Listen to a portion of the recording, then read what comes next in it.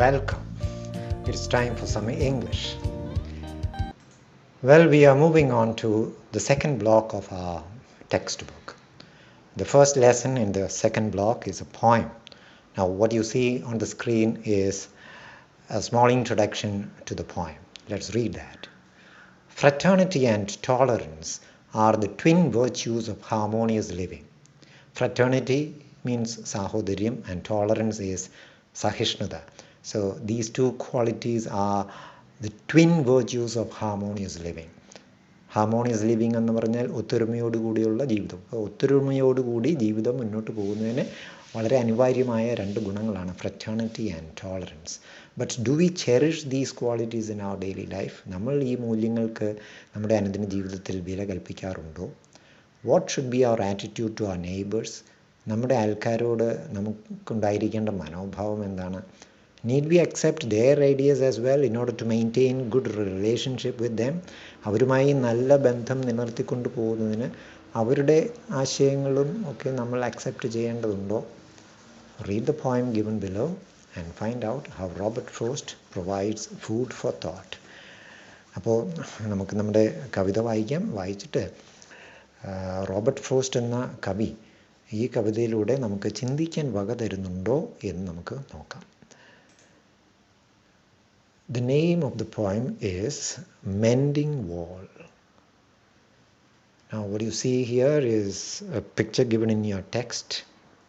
You can see two people building a wall. They are perhaps neighbors. Now in the poem that we are going to read, we see two people.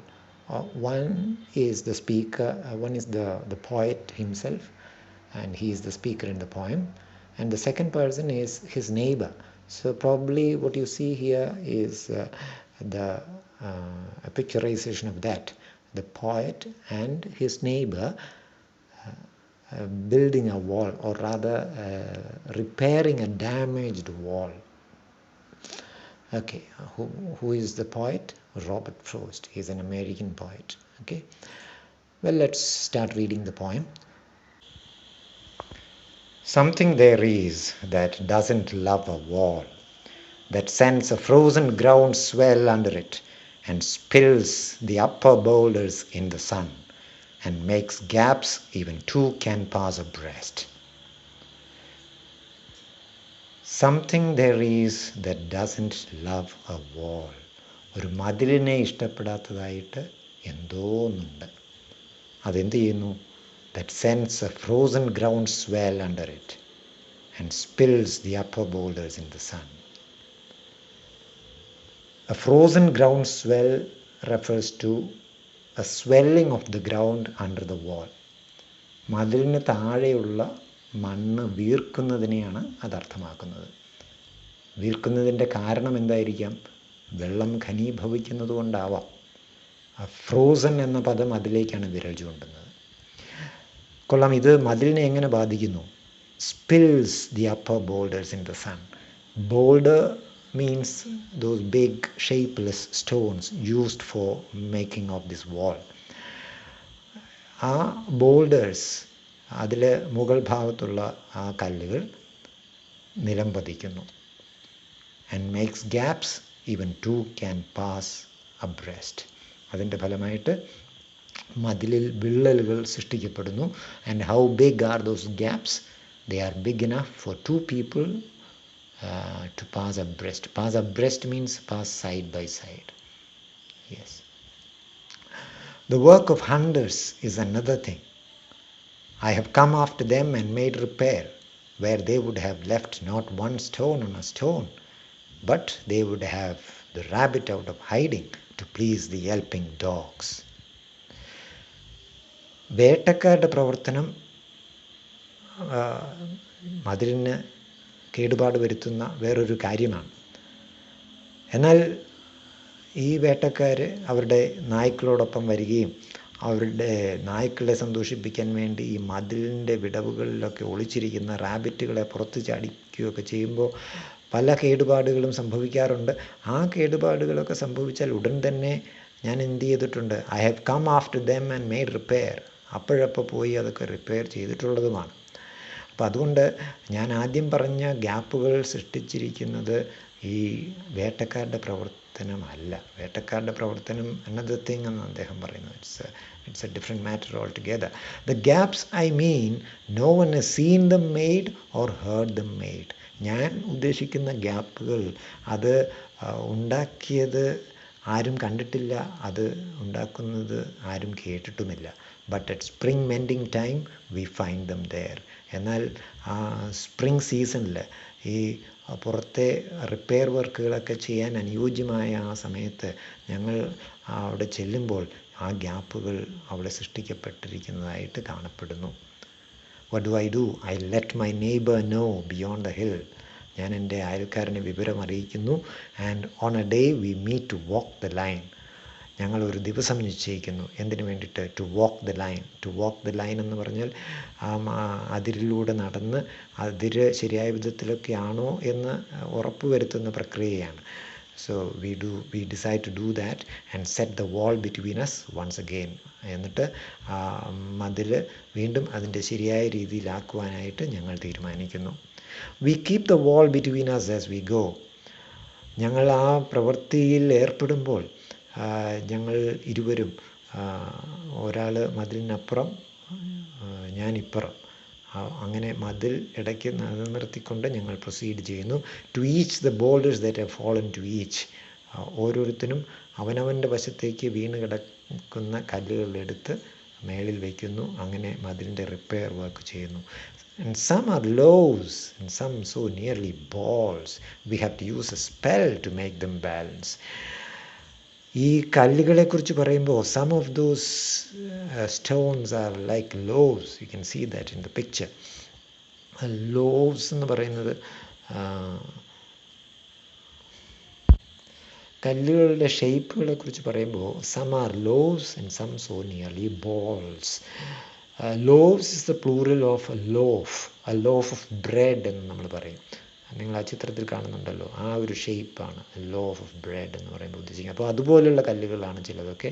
And some so nearly balls, ചിലതൊക്കെ ഉരുളൻ കല്ലുകളാണ്, ഏതാണ്ട് പന്തുകൾ പോലെ. We have to use a spell to make the balance. അതുകൊണ്ട് തന്നെ ഈ കല്ലുകളൊക്കെ യഥാസ്ഥാനങ്ങളിൽ നിർത്തുവാനായിട്ട് ബുദ്ധിമുട്ടാണ്. We have to use a spell is a kind of magic, മന്ത്രം. അപ്പോൾ ഞങ്ങൾ മന്ത്രം ചൊല്ലിയാണ് ഈ കല്ലുകളൊക്കെ യഥാസ്ഥാനത്ത് വെച്ചുറപ്പിക്കുന്നത്. ഞങ്ങൾ അവിടെ ചൊല്ലുന്ന മന്ത്രം എന്താണ്? Stay where you are until our backs are turned, we wear our fingers rough with handling dum.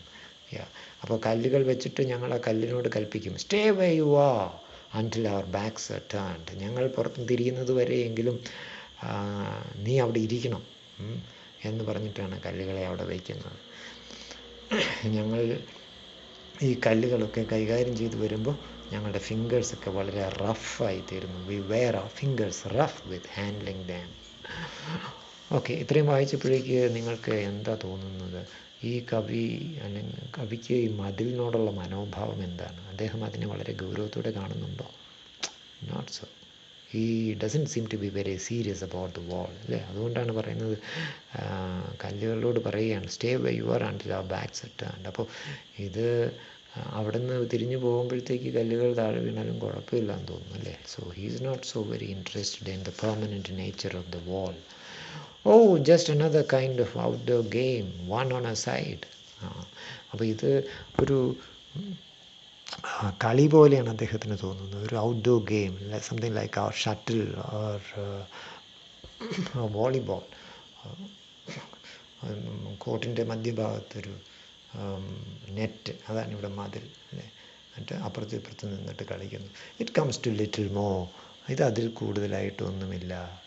എന്തുകൊണ്ടാണ് ഇങ്ങനെയൊക്കെ പറയുന്നത്? there where it is we do not need the wall. The wall is where we do not actually need it. നമുക്ക് ആവശ്യമില്ലാത്തടത്താണ് ഈ വാൾ നിൽക്കുന്നത്. അതാണ് അദ്ദേഹത്തിൻ്റെ അഭിപ്രായം. he is all pine and I am apple orchard. അദ്ദേഹത്തിൻ്റെ സ്ഥലത്ത് മുഴുവൻ പൈൻ വൃക്ഷങ്ങളും എൻ്റെ ഇടത്ത് ആപ്പിളുമാണ്. My apple trees will never get across and eat the corns under his pines, I tell him. എൻ്റെ ആപ്പിൾ വൃക്ഷങ്ങൾ അദ്ദേഹത്തിൻ്റെ പ്രോപ്പർട്ടിയിലേക്ക് കടന്നു ചെന്നിട്ട് അദ്ദേഹത്തിൻ്റെ പൈൻ കോണുകൾ തിന്നാനൊന്നും പോകുന്നില്ല. പൈൻ വൃക്ഷം എങ്ങനെ ഇരിക്കുമെന്ന് കാണാൻ ഒരു ചിത്രം കൊടുത്തിട്ടുണ്ട്. അതുപോലെ കോണിൻ്റെ ചിത്രവുമുണ്ട്. Yes, he only says good fences make good neighbours. എന്നാൽ ഞാൻ ഇങ്ങനെയൊക്കെ പറഞ്ഞാലും അദ്ദേഹത്തിൻ്റെ മറുപടി എന്താണ്? Good fences make good neighbours. അതെ, നല്ല വേലികൾ നല്ല അയൽക്കാരെ സൃഷ്ടിക്കുന്നു. Spring is the mischief in me, and I wonder if I could put a notion in his head. എന്നിലെ കുസൃതി ഉണരുന്നത് ഈ സ്പ്രിംഗ് സീസണിലാണ്.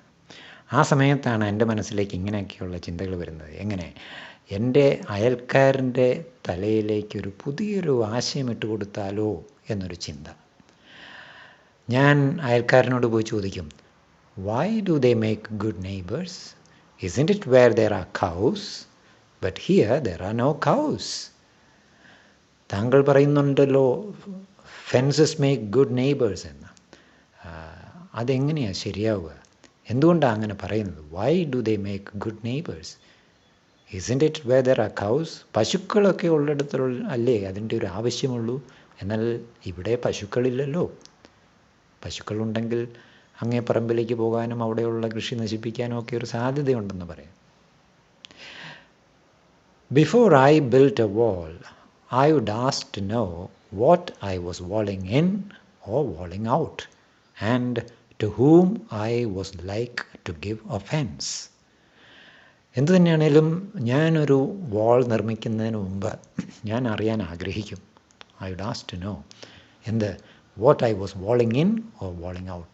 ഞാൻ ഈ മതിൽ കെട്ടി അകത്താക്കുന്നത് എന്താണ്, അല്ലെങ്കിൽ മതിൽ കെട്ടി പുറത്താക്കുന്നത് എന്താണ് എന്ന് ഞാൻ എന്നോട് തന്നെ ചോദിക്കും. അതോടൊപ്പം തന്നെ and to whom I was like to give offence. ഞാൻ അങ്ങനെ ചെയ്താൽ അത് ആരെയൊക്കെ വ്രണപ്പെടുത്താനിടയുണ്ട് എന്നതും ഞാൻ കണക്കിലെടുക്കും. ഗിവ് ഒഫെൻസ് മീൻസ് വിഷമിപ്പിക്കുക, വ്രണപ്പെടുത്തുക എന്നർത്ഥം. Something there is that doesn't love a wall, that wants it down. എന്തായാലും കവി പിന്നെയും പറയുകയാണ്, something there is that doesn't love a wall that wants it down. വാളിനെ തച്ചുടയ്ക്കണം എന്ന് ചിന്തിക്കുന്ന എന്തോ ഒന്നുണ്ട്. I could say elves to him.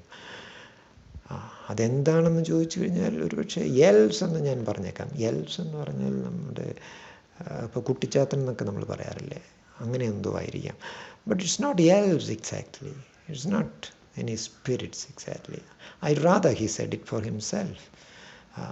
ശരിക്കും എൻ്റെ നെയ്ബർ തന്നെ അതിന് ഒരു ഉത്തരം പറഞ്ഞിരുന്നെങ്കിൽ എന്ന് ഞാൻ ആശിച്ചു പോവുകയാണ്. I'd rather he said it for himself. I see him there, bringing a stone grasped firmly by the top in each hand, like an old stone savage armed. Yeah. അപ്പോൾ ഞാൻ ഇങ്ങനെയൊക്കെ പറഞ്ഞിരുന്നുവെങ്കിലും അദ്ദേഹം ഈ വാൾ റിപ്പയറിങ് വർക്കിൽ വളരെ സീരിയസ് ആയിട്ട് കാര്യങ്ങളൊക്കെ ചെയ്യുകയാണ്. അദ്ദേഹത്തെ ഞാൻ നോക്കിക്കാണുമ്പോൾ എനിക്കെന്താ തോന്നുന്നത്? അതാണിപ്പോൾ നമ്മൾ വായിച്ചത്. I see him there, bringing a stone grasped firmly by the top in each hand, like an old stone savage armed. Savage means അപരിഷ്കൃത മനുഷ്യൻ. പുരാതന കാലങ്ങളിൽ ഉണ്ടായിരുന്നു എന്ന് പറയപ്പെടുന്ന അപരിഷ്കൃത മനുഷ്യൻ, അതാണ് സാവേജ്. അപ്പോൾ ഓൾഡ് സ്റ്റോൺ സാവേജ്, ഒരു പക്ഷേ ശിലായുഗത്തിലെ മനുഷ്യൻ. അപ്പോൾ ആ മനുഷ്യൻ കല്ലാണ് ആയുധമാക്കുക അല്ലേ. അപ്പോൾ അങ്ങനെ ഒരു ആയുധമായിട്ടുള്ളൊരു കല്ലും കൈ പിടിച്ചുകൊണ്ട് വരുന്ന ഒരു പ്രാകൃത മനുഷ്യനെ പോലെ തോന്നുന്നു എൻ്റെ അയൽക്കാരനെ ഞാൻ നോക്കിക്കാണുമ്പോൾ. He moves in darkness as it seems to me. അദ്ദേഹം ഇരുട്ടിൽ ചലിക്കുന്നത് പോലെയാണ് എനിക്കിപ്പോൾ തോന്നുക. Not of woods or trees. ഈ ഡാർക്ക്നെസ് അവിടെ നിൽക്കുന്ന വൃക്ഷങ്ങളുടെ ഷെയ്ഡ് മുഖാന്തരമുള്ള ഡാർക്ക്നെസ് ഒന്നും അല്ല. പിന്നെ എന്തായിരിക്കാം? അതെന്താണെന്ന് അദ്ദേഹം ഇവിടെ പറയുന്നില്ലല്ലേ. നമുക്ക് ഊഹിക്കാം എന്തായിരിക്കും അത്. He may be referring to kind of moral darkness, ഒരു ധാർമ്മികമായ ഒരു ഇരുട്ട്. That is what makes him go on with his building activity, this wall building activity. He is very serious about having a wall between the two neighbors. Yes. He will not go behind his father's saying, and he likes having thought of it so well. He says again, good fences make good neighbors. അദ്ദേഹം തൻ്റെ അച്ഛനും അച്ഛൻ്റെ പൂർവികരും ഒക്കെ പറഞ്ഞു പഠിപ്പിച്ചിട്ടുള്ള ആ പഴഞ്ചൊല്ലിൽ നിന്ന് പിന്നോക്കം പോവില്ല. He will not go behind his father's saying. അതേപ്പറ്റി അദ്ദേഹം സീരിയസ് ആയിട്ട് ചിന്തിച്ചിട്ടുണ്ട്.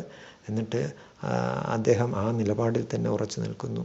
എന്താണ് അദ്ദേഹത്തിന് പറയാനുള്ളത്? He says again, good fences make good neighbours. ഇതൊരു ചൊല്ലാണ് അല്ലേ, പണ്ട് മുതലേ ആളുകൾ പറഞ്ഞു പോരുന്നൊരു കാര്യമാണ്. നല്ല വേലി നല്ല അയൽക്കാരെ സൃഷ്ടിക്കുന്നു. ഇപ്പോൾ നമ്മുടെ ഈ പദ്യത്തിലെ നെയ്ബറിനും അതേ പറയാനുള്ളൂ, good fences make good neighbours. Just A few comments on the poem. ഈ ഫ്രോസ്റ്റിൻ്റെ കവിതയുടെ ഒരു പ്രത്യേകതയാണ് വ്യത്യസ്ത അർത്ഥതലങ്ങൾ സൃഷ്ടിക്കാനുള്ള അതിൻ്റെ കഴിവ്. Frost poem has the ability to produce diverse levels of meaning. അതിൽ ചിലതൊക്കെ പരസ്പര വിരുദ്ധം പോലും ആകാം. ഇവിടെ ഇപ്പോൾ നമ്മൾ കാണുന്നത് കവി ഒരു സാധാരണക്കാരൻ്റെ ജീവിതത്തിലെ ഒരു രംഗം അടർത്തിയെടുത്തിട്ട് അതിനെ വ്യത്യസ്ത വീക്ഷണകോണുകളിലൂടെ നോക്കിക്കാണുന്നതായിട്ടാണ് അല്ലേ. He presence A situation drawn from everyday life of A common man and looks at it from different angles. അപ്പോൾ literally the poem is about the process of mending a wall and the two different attitudes towards it. But symbolically, the poem is about mending human relationships. ഒരു ആലങ്കാരിക അർത്ഥത്തിൽ എടുത്തു കഴിഞ്ഞാൽ ഈ കവിത എന്തിനെക്കുറിച്ചാണ്? ഒരു മാനുഷിക ബന്ധങ്ങളെ mend ചെയ്യുന്നതിനെക്കുറിച്ച്, മാനുഷിക ബന്ധങ്ങൾ മെച്ചപ്പെടുത്തുന്നതിനെക്കുറിച്ച്, and also the qualities needed to live harmoniously in a society. ഒരു സമൂഹത്തിൽ ഒത്തൊരുമയോടുകൂടി ജീവിക്കുന്നതിന് ആവശ്യമായ ഗുണങ്ങളെക്കുറിച്ചൊക്കെയാണ് ഈ കവിത എന്ന് നമുക്ക് പറയാൻ കഴിയും. The term wall may signify barrier or restriction. വാൾ എന്ന പദം ഒരു തടസ്സത്തെയാണ് അർത്ഥമാക്കുന്നത്. പക്ഷേ ഈ കവിതയിൽ രസകരമായൊരു കാര്യം, this annual repairing of the wall brings the speaker and the neighbour together and they are happy to come together. And in fact, the speaker is more interested in the process of mending the wall than in the wall itself. ആ വാളിൽ അല്ല ശരിക്കും സ്പീക്കർക്ക് താല്പര്യമുള്ളത്, പിന്നെയോ he is interested in the process of mending the wall. ആ ഒത്തൊരുമിച്ച് വന്നിട്ട് ആ മതിലിൻ്റെ റിപ്പയർ പണി ചെയ്യുന്നതിലാണ് അദ്ദേഹം സന്തോഷം കണ്ടെത്തുന്നത് അല്ലേ. He calls it an outdoor game. That means he derives pleasure out of it, he enjoys it. ഓർക്കണം, his neighbour has a different attitude. He is very serious about the work, whereas the speaker, the poet, in fact doesn't actually believe that wall is necessary between their properties, but still he is happy to come together and work together. So that kind of attitude really contributes to harmonious living. ആ ഒരു മനോഭാവമാണ് ഒത്തൊരുമയോടുകൂടിയുള്ള ഒരു ജീവിതത്തിന് സഹായകമായി തീരുന്നത്. So അങ്ങനെ ചിന്തിക്കുമ്പോൾ ഈ കവിത വളരെ രസകരമായ ചിന്തകൾ ഉണർത്തുന്ന ഒരു കവിതയാണ്. വാസ്തവത്തിൽ അമേരിക്കൻ സാഹിത്യത്തിൽ ഏറ്റവും കൂടുതൽ ചർച്ച ചെയ്യപ്പെട്ടിട്ടുള്ള കവിതകളിൽ ഒന്നാണ് റോബർട്ട് ഫ്രോസ്റ്റിൻ്റെ മെൻഡിങ് വാൾ. Thank U.